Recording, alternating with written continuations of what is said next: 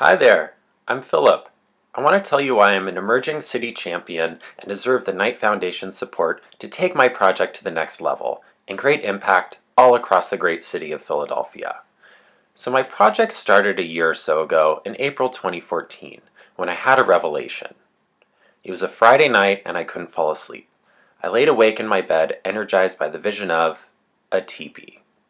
A teepee that I would build myself in my South Philly row home. A teepee that I could set up on sunny afternoons around Philly and invite people into.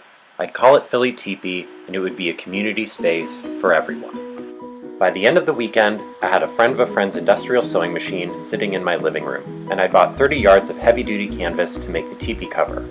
For the next 5 months, I spent all of my spare time sewing the teepee cover and figuring out how to get a hold of 18 20-foot tall poles. I based the teepee off a traditional Plains Indian pattern, but I made some adjustments here and there so that when disassembled, I could fit the teepee into the back of a U-Haul van and take it all around the city. By September, I had the canvas cover, the poles, and all the supplies ready to go. By then, I'd also come up with a mission statement to help explain the project to others and help keep me true to the teepee's purpose. It goes like this. Philly Teepee is a pop-up teepee space meant to inspire community connectedness and relaxation in the urban environment. Philly Teepee takes about an hour to set up with the help of a friend. When fully assembled, it stands 18 feet tall and 16 feet across. It has an inside area of over 200 square feet, and I furnish it with cushions, soft pillows, and relaxing music. Now, I have to pause and say something really important. The teepee is a powerful Native American symbol loaded with cultural meaning. For centuries, continuing up until this day, Native Americans and other indigenous populations of the world have seen their cultural symbols carelessly appropriated. It is not my intention to contribute further toward this misappropriation.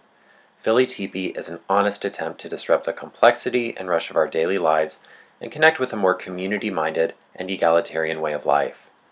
While inside the teepee, people are encouraged to hold conversations and spend time however they wish, so long as they remain respectful to the Native American culture from which the teepee came.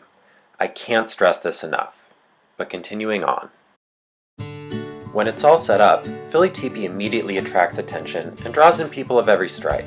I set up lawn signs around the outside of the teepee to let everyone know that they're welcome to come inside and enjoy the space. The teepee is staffed by a volunteer greeter who welcomes people inside and gives them a flyer that explains the mission of the space and some basic ground rules for respecting its Native American significance.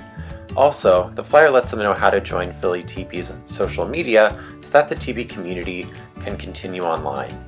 The circular shape of the teepee makes it so that strangers face each other while sitting inside. From there, conversations flow freely. If Philly Teepee is one thing, it's a giant conversation starter. Conversations about the teepee become conversations about the park that it's in, and conversations about the park become conversations about the neighborhood. Now, these conversations about the neighborhood are at the very core of Philly Teepee's community building mission. The teepee brings in residents of every income bracket, ethnicity, every race, age, education level, and socioeconomic status into the same space, where they can sit across from each other and discuss their neighborhood, how it's changed, how it's stayed the same, and what it means to them. So zooming out for a minute, why are these conversations important? These conversations are important because many of Philadelphia's neighborhoods are rapidly changing. Over the last decade, outward development from Center City and the city's universities are bringing higher income people into low-income neighborhoods, most of which are communities of color. The pros and cons, costs and benefits of this process are endlessly complicated and will be with the city for decades to come.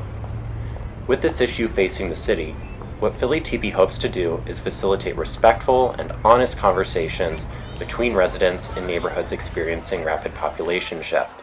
These conversations help residents humanize each other, recognize their common ground, and forge shared aspirations for the neighborhood. This is community in its most distilled, purest form, and this is what Philadelphia needs most of all, right here, right now.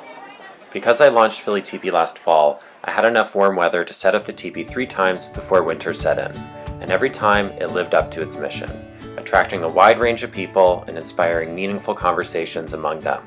Just these 3 Philly Teepee afternoons generated over 100 Facebook followers. For this year's teepee season, I am expanding Philly Teepee's online presence by launching phillyteepee.com. The website will act as a hub for Philly Teepee's social media, which will expand to include Twitter, Instagram, and hashtag PhillyTeepee. In order for Philly Teepee to really reach its fullest potential, I need money to fund it. So far, I've poured in over $2,000 of my own money into the project. Every time I set up the teepee, the van rental and the incidentals cost about $100. I'm hoping that fundraising over the website and selling Philly Teepee t-shirts will help to generate a bit of revenue to offset my personal costs. Ultimately though, I need seed money to take the project to the next level, incorporate it as a nonprofit, and go after bigger funding sources.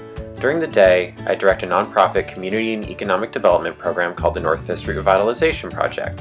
We incorporate creative placemaking and tactical urbanism practices into our commercial corridor revitalization work.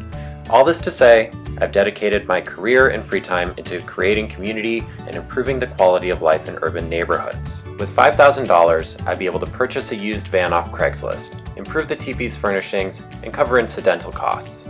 I'd also be in a better position to measure Philly Teepee's impact so that I could apply for more funding elsewhere. Philly Teepee started as a vision on a restless night, and I've taken it this far. Now I need the Knight Foundation's support to fully realize its potential. Help me be an even better and even bigger community champion.